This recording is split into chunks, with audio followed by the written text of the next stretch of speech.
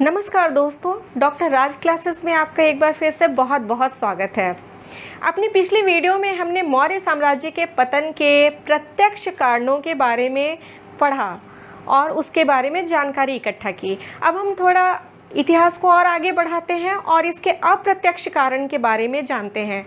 जैसा कि मैंने अपनी पिछली वीडियो में आपको बताया कि बहुत सारे इतिहासकार इस बात को मानते हैं कि मौर्य साम्राज्य का पतन ड्यू टू अशोक के कारण हुआ था, यानी अशोक को वो पूरी तरह से जिम्मेदार मानते हैं मौर्य साम्राज्य के पतन के लिए, और अपने पक्ष में वो बहुत सारे तर्क भी प्रस्तुत करते हैं।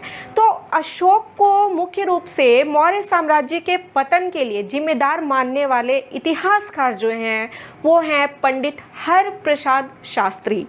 जी हाँ, पंडित हरप्रसाद शास्त्री ने ऐसे बहुत सारे तर्क दिए हैं जिसके आधार पर अशोक को और उनकी नीतियों को मौर्य साम्राज्य के पतन के लिए जिम्मेदार माना जा सकता है। जैसा कि हम जानते हैं कि इतिहास में पक्ष और विपक्ष लगा ही रहता है। यदि एक इतिहासकार किसी तर्क को प्रस्तुत करते हैं तो अनेकों इतिहासकार उस तर्क को काटते हैं।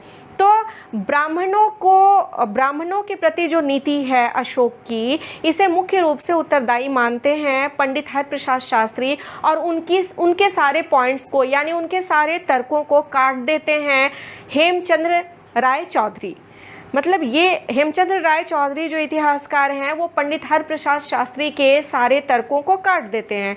तो अब हम पक्ष और विपक्ष इस दृष्टिकोण से, यानी कि पंडित हरप्रसाद शास्त्री और हेमचंद्र राय चौधरी के अनुसार अशोक किस तरह से मौर्य साम्राज्य के पतन के लिए उत्तरदायी था और नहीं था, दोनों ही बातें, इसे हम देखते हुए चलते हैं। मुख्य रूप से आइए जो पॉइंट्स हैं, मैं आपको पॉइंट्स वाइज ही इतिहास बताती हूँ ताकि आपको बहुत सुविधाजनक तरीके से इतिहास समझ में आ जाए। तो सबसे पहला जो है, पंडित हरप्रसाद शास्त्री जो हैं वो कहते हैं बौद्ध एवं जैन धर्म के प्रति अत्यधिक सहानुभूति। जिस समय में मौर्य साम्राज्य का उत्थान हुआ या मौर्य साम्राज्य जो है वो अपना विकसित हुआ, उसकी स्थापना हुई, इसका प्रचार प्रसार हुआ, यह वही काल था उसी समय में बौद्ध धर्म और जैन धर्म भी काफ़ी तेज़ी से भारत में फैल रहे थे। जैसा कि पिछली वीडियो में भी आप देखेंगे तो आप पाएंगे कि चंद्रगुप्त मौर्य ने अपने जीवन के अंतिम समय में जैन धर्म को अपना लिया था, ठीक है। और आगे चल करके जब हम आते हैं तो देखते हैं कि अशोक ने बौद्ध धर्म को अपना लिया। बौद्ध धर्म को अपनाने के बाद, ऐसा पंडित हरप्रसाद शास्त्री मानते हैं कि बौद्ध धर्म को अपनाने के बाद अशोक और उसके उत्तराधिकारियों की बहुत ज़्यादा रुचि बौद्ध धर्म में हो गई, जैन धर्म में हो गई, और ये इसके प्रचार प्रसार के लिए पूरी तरह से तत्पर हो गए। अपने खजाने को इन्होंने बौद्ध धर्म और जैन धर्म के लिए खोल दिया। अनेक बौद्ध स्तूप, मठ, स्मारक, चैत्य, काफ़ी कुछ निर्मित किए गए, जिसकी वजह से ब्राह्मण धर्म को काफ़ी आघात पहुंचा। ब्राह्मण धर्म के इस आघात के परिणाम स्वरूप ब्राह्मणों में असंतोष की भावना जागृत हो गई, और ये मुख्य कारण था कि इस सहानुभूति के कारण ही ब्राह्मणों ने, जो कि हम देख रहे हैं कि बृहद्रथ की हत्या, अंतिम मौर्य सम्राट बृहद्रथ की हत्या पुष्यमित्र शुंग जो कि ब्राह्मण था उसने हत्या की और ब्राह्मण वंश की नींव रखी या ब्राह्मण साम्राज्य की नींव रखी। तो ये एक विद्वेष की भावना ब्राह्मणों के भीतर थी, क्योंकि उन्हें वो तरजीह नहीं मिल पा रही थी। वैदिक काल के ब्राह्मण जो हैं वो धीरे धीरे, इनका महत्व मौर्य काल में काफ़ी कुछ घट गया था। पंडित हरप्रसाद शास्त्री तो यह भी कहते हैं कि चूँकि अशोक शूद्र थे तो उन्होंने ब्राह्मणों की उपेक्षा की, ठीक है। ये पंडित हरप्रसाद शास्त्री का मत है। तो वहीं इसी मत को काटते हुए हेमचंद्र राय चौधरी वो कहते हैं, उनका मानना है कि किसी भी जगह इस बात का उल्लेख नहीं है कि अशोक और उसके उत्तराधिकारियों ने जैन और बौद्ध धर्म के प्रति अत्यधिक अपना लगाव दिखाया, तो उन्होंने ब्राह्मण धर्म की निंदा की या ब्राह्मणों को उपेक्षित किया या ब्राह्मण धर्म को आगे बढ़ने का मौका नहीं दिया। ऐसा कहीं भी नहीं था, बल्कि वो जगह जगह पर ब्राह्मणों की बहुत सारी नीतियों को अपने धर्म में शामिल करते हुए दिखते हैं। यहाँ तक कि बौद्ध धर्म जो है और जैन धर्म की बहुत सारी नीतियाँ हैं वो ब्राह्मण धर्म से ही मिलती जुलती हैं। जैन धर्म ने तो आगे चल कर के बहुत सारी ब्राह्मण ब्राह्मण धर्म की नीतियों को ही अपना लिया था। और बौद्ध धर्म भी जिन नीतियों को मानता है, जैसे अहिंसा है, तो अहिंसा भी यह ब्राह्मण धर्म का मूल तत्व है। तो ब्राह्मण किस तरह से विरोधी हो सकते थे अशोक के या उसके उत्तराधिकारियों के, ये दोनों बातें ही महत्वपूर्ण है। और कहीं भी यह उल्लेख नहीं है कि अशोक ब्राह्मणों के प्रति विद्वेषपूर्ण अपनी नीतियां रखते हो या उनके उत्तराधिकारियों ने पक्षपातपूर्ण रवैया रखा हो। ऐसा हम किसी भी इतिहास की पुस्तक में नहीं पाते हैं। तो इस तरह से जो पंडित हरप्रसाद शास्त्री जिस मत को रखते हैं, हेमचंद्र राय चौधरी उस मत को काट देते हैं। अगला है ब्राह्मण धर्म की उपेक्षा। देखिए, ब्राह्मण धर्म की उपेक्षा ये लगभग पहले ही पॉइंट की तरह है कि अशोक और उसके उत्तराधिकारियों ने ब्राह्मण धर्म की उपेक्षा की। दान, पुण्य, यज्ञ, इन चीज़ों पर रोक लगा दी गई, पशु बलि पर रोक लगा दिया गया। तो दान, पुण्य, यज्ञ, ये सब जो है इनका विरोध हो रहा था, लेकिन ये पूरी तरह से लुप्त नहीं हुए थे। और अशोक ने दान भी दिए, यज्ञ भी किए, सारी चीज़ें की। हाँ, पशु बलि तो ब्राह्मण धर्म में भी नहीं इसका उल्लेख मिलता है, यानी ब्राह्मण धर्म भी पशु बलि को उचित नहीं मानता है, बल्कि यज्ञ में पशुओं का उपयोग किया जाता था, लेकिन उनकी बलि नहीं दी जाती थी। तो इस तरह से ब्राह्मण भला क्यों इसकी वजह से अशोक के प्रति विद्वेष की भावना रखेंगे, ऐसा नहीं उपयुक्त माना जा सकता है। हेमचंद्र राय चौधरी कहते हैं कि उस समय भी सिर्फ उन्हीं पशुओं की हत्या पर रोक लगा दिया गया था जो कि खाए जाते थे, यानी कि जो भक्षणीय थे उन पर रोक लगाया गया था। यज्ञ में प्रयुक्त किए जाने वाले पशुओं पर किसी प्रकार की रोक नहीं थी, ना ही ब्राह्मणों के कर्म कांडों पर किसी प्रकार की रोक थी।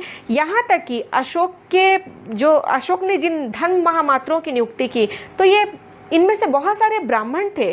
तो इस तरह से यह नहीं माना जा सकता है कि अशोक ने ब्राह्मणों की उपेक्षा की और जिसके कारण मौर्य साम्राज्य का पतन हुआ। तो ये बातें भी सही नहीं मानी जाती है। हेमचंद्र राय चौधरी इन मतों की पुष्टि नहीं करते हैं। पशु बलि निषेध, जब अशोक ने अहिंसावादी नीति अपनाई तो पशु बलि पर रोक लगा दिया गया। ब्राह्मण धर्म भी पशु बलि को निषेध ही मानता था। तो इस तरह से ये दोनों ही बातें एक दूसरे की पूरक है, ना कि एक दूसरे की काट है। तो पशु बलि निषेध की वजह से भी ऐसा नहीं था कि ब्राह्मण धर्म को आघात पहुंचा और ब्राह्मणों ने अशोक को पदच्युत किया या अशोक के विरोध में या उनके उत्तराधिकारियों के विरोध में आए, ऐसा बिल्कुल नहीं है। ठीक है, तो ये आपको याद रखना है। कहीं कहीं पर पंडित हरप्रसाद शास्त्री यह कहते हैं कि अशोक ने ब्राह्मणों को नकली देवता मान लिया था। अशोक के पहले ब्राह्मण स्वयं को भूदेव कहते थे, यानी भूमि के देवता वो स्वयं को मानते थे। अशोक जब गद्दी पर बैठे और जब उन्होंने अहिंसावादी नीति अपनाई, तब उन्होंने ब्राह्मणों को भूदेव मानने से इनकार कर दिया और वो उन्हें नकली देवता मानने लग गए। ऐसा पंडित हरप्रसाद शास्त्री का मानना है, जिसकी वजह से ब्राह्मणों में काफ़ी नाराज़गी थी। जबकि वहीं हेमचंद्र राय चौधरी कहते हैं कि नहीं, ब्राह्मणों को देवता ना मानना ऐसा कहीं भी किसी भी पुस्तक में उल्लेख नहीं है। ना ही कौटिल्य के अर्थशास्त्र में हम ऐसा पाते हैं, ना ही किसी अन्य पुस्तक में पाते हैं, ना ही कालिदास की पुस्तकों में पाते हैं। तो ऐसा कहीं भी उल्लेख नहीं है कि ब्राह्मणों को उचित स्थान देना अशोक ने स्वीकार नहीं किया था, यानी कि ब्राह्मण अब समाज में अभी भी वहीं पदस्थापित थे जहां वो पहले थे। तो इस तर्क को भी पूरी तरह से सही नहीं माना जा सकता है। पंडित हरप्रसाद शास्त्री मानते हैं कि ब्राह्मणों के विशेषाधिकार की उपेक्षा अशोक के शासनकाल में हुई और उनके बाद के उत्तराधिकारियों के शासनकाल में हुई, जिसके कारण ब्राह्मण अशोक के विरोधी हो गए थे। पंडित हरप्रसाद शास्त्री यह मानते हैं, जबकि हेमचंद्र राय चौधरी मानते हैं कि ब्राह्मणों के विशेषाधिकारों पर किसी भी प्रकार का कुठाराघात नहीं किया गया था। कहीं भी उनके इस बात का उल्लेख नहीं मिलता है कि ब्राह्मण जो है उनसे संपत्ति छीन ली गई हो, उन्हें उनके लिए कुछ जो विशेष अधिकार उनके हैं, पूजा पाठ का अधिकार है, दक्षिणा ग्रहण करने का अधिकार है, इन्हें छीन लिया गया हो, ऐसा कहीं नहीं मिलता है। तो पंडित हरप्रसाद शास्त्री के तर्क को हेमचंद्र राय चौधरी झुठला देते हैं या उसे अमान्य करार देते हैं। धर्म महामात्रों की नियुक्ति, पंडित हरप्रसाद शास्त्री कहते हैं कि धर्म की स्थापना के लिए, धर्म के फैलाव के लिए अशोक ने ब्राह्मणों की जगह धर्म महामात्रों की नियुक्ति की, जिससे कि ब्राह्मणों में रोष की भावना थी। वहीं पर हेमचंद्र राय चौधरी कहते हैं कि इन धर्म महामात्रों में बहुत सारे ब्राह्मण धर्म के अनुयायी थे, यानी ब्राह्मण थे जो कि धर्म महामात्रों की भूमिका में आज गए थे। ये धर्म महामात्र लोगों के बीच में जाते थे, ये न्याय का भी कार्य कर रहे थे, ये धर्म के प्रचार प्रसार का भी कार्य कर रहे थे। तो ऐसा कहीं भी उल्लेख नहीं मिलता है कि धर्म महामात्रों के रूप में नियुक्ति जो है वो ब्राह्मणों की नहीं होती थी, यानी ब्राह्मणों की नियुक्ति ही अधिकांश मात्रा में धर्म महामात्रों के रूप में की गई। तो ब्राह्मण कैसे विरोधी हो सकता था? यदि हम यह मान भी लेते हैं कि पुष्यमित्र शुंग ने बृहद्रथ की हत्या करके शुंग वंश की स्थापना की, तो यह एकाएक नहीं हुआ था। समाज में असंतोष की भावना काफ़ी पहले से विद्यमान आ रही थी। राजनीतिक उथल पुथल जो था वो मचा हुआ था। आर्थिक रूप से साम्राज्य जो है वो खोखला होता चला जा रहा था। प्रांतीय विघटन हो चुका था।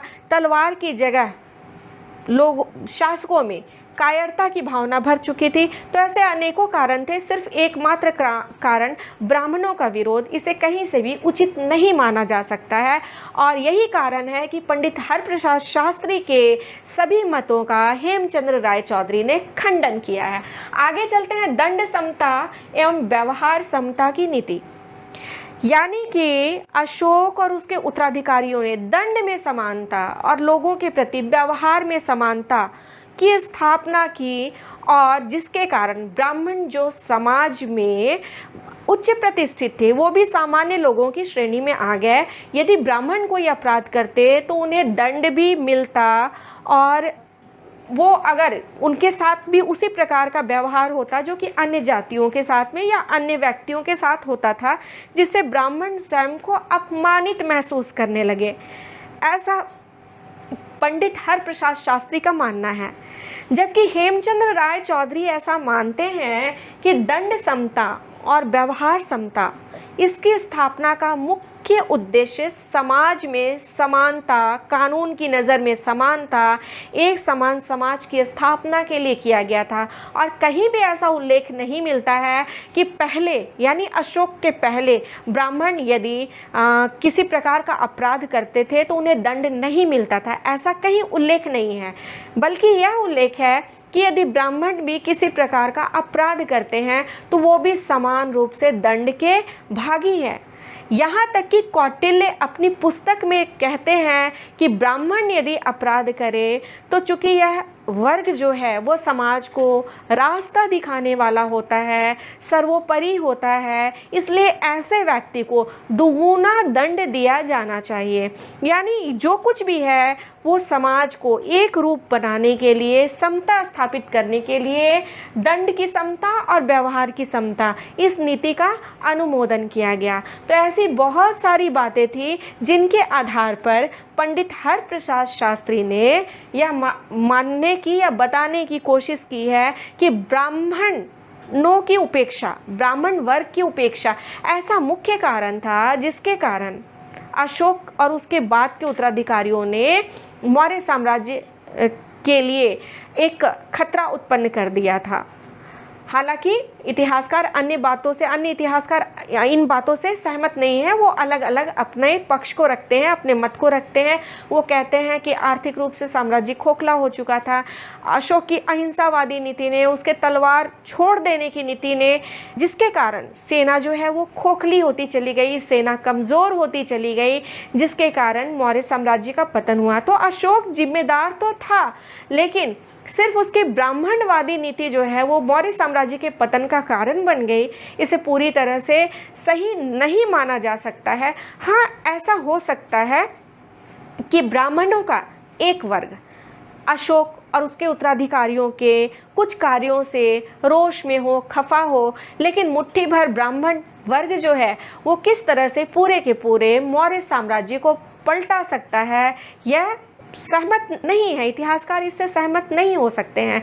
बल्कि अशोक के साथ साथ ऐसे जो अनेकों कारण थे, जो अनेकों प्रत्यक्ष कारण थे, जिसकी वजह से मौर्य साम्राज्य जो है वो अपने पतन की ओर आगे बढ़ता हुआ एक दिन पूर्ण रूप से समाप्त हो गया। तो दोस्तों, इस तरह से हमने देखा कि किस प्रकार अशोक की नीतियों को कुछ इतिहासकार बताते हैं मौर्य साम्राज्य के पतन के कारण मुख्य रूप से। लेकिन इसके साथ साथ हमें यह भी जानना है कि वह आंतरिक कौन से कारण थे जिसके कारण शुंग वंश की स्थापना हुई। यानी मौर्य साम्राज्य के बाद आपको जिस वंश के बारे में पढ़ना है वह है शुंग वंश। जहाँ मौर्य साम्राज्य को लोग शूद्र वंश मानते हैं, वहीं शुंग वंश को ब्राह्मण वंश या ब्राह्मणों की सत्ता के उदय के रूप में मानते हैं। लेकिन हम शुंग वंश की शुरुआत करें उसके पहले हमें यूनानी आक्रमण के बारे में जान लेना भी बहुत ज़रूरी है, क्योंकि यूनानी आक्रमण का भारत के ऊपर बहुत ज़बरदस्त प्रभाव पड़ा। शायद यूनानियों के साथ ही विदेशों से आवागमन जो प्रारंभ हुआ वो आगे चल कर के मध्यकाल तक जारी रहा, और मध्यकाल में आक्रांता जो है उन्हीं के बताए हुए मार्गों से भारत में प्रवेश कर गए। तो इस तरह से हम देखते हैं कि यह सफ़र जो कि भारत से होता हुआ मध्य एशिया तक गया, मध्य एशिया से होकर भारत तक गया, भारत तक आया, तो एक किस तरह से भारत की विविधता को इसने बढ़ावा दिया, किस तरह से भारत की सभ्यता संस्कृति जो है वो विदेशों तक फैली, मध्य एशिया तक चली गई, और मध्य एशिया से आए हुए लोग किस तरह से भारत के अंग बन गए, वो हम आगे आने वाली वीडियोज़ में देखेंगे। इतिहास की नई नई जानकारियाँ प्राप्त करेंगे। और हाँ दोस्तों, एक बात जो आपसे साझा करनी थी वह यह थी कि प्राचीन भारत के साथ साथ मैंने डिसाइड किया है कि आपको मध्यकालीन भारत, इसकी भी मैं शुरुआत कर दूं अपनी वीडियोज़ में। तो जो भी पुरानी वीडियोज़ होगी उसमें डिस्क्रिप्शंस होंगे, उनको आप ज़रूर देखिएगा। और साथ ही साथ प्राचीन भारत के साथ साथ मध्यकालीन भारत को भी पढ़ने के लिए आप तैयार रहिएगा। तब तक के लिए धन्यवाद।